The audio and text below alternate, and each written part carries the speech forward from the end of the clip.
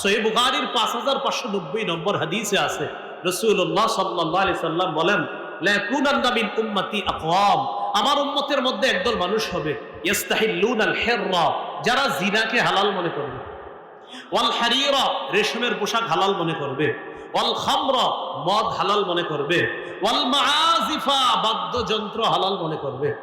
মদ হালাল মনে করবে মানে মাদক দ্রব্য যা আছে এগুলাও অনেকগুলা হালাল মনে করবে।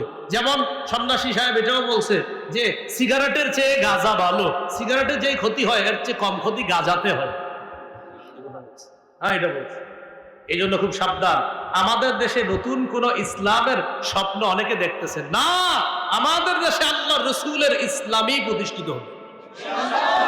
মুহাম্মদ সাল্লাল্লাহু আলাইহি সাল্লামের ইসলাম এটা আগে ছিল, এখনো আছে, এটাই থাকবে। হ্যাঁ, এটাকে কেন্দ্র করে শরিয়া প্রতিষ্ঠিত হবে, এটাকে আধুনিকায়ন করা বা অমুক ইসলাম কায়েম করা, এগুলা এদেশে 90% মুসলমানের দেশে এটা সম্ভব হবে না। বরং এদেশে মুসলমানদেরকে সর্বোচ্চ প্রাধান্য দিয়েই সব কাজ করতে হবে।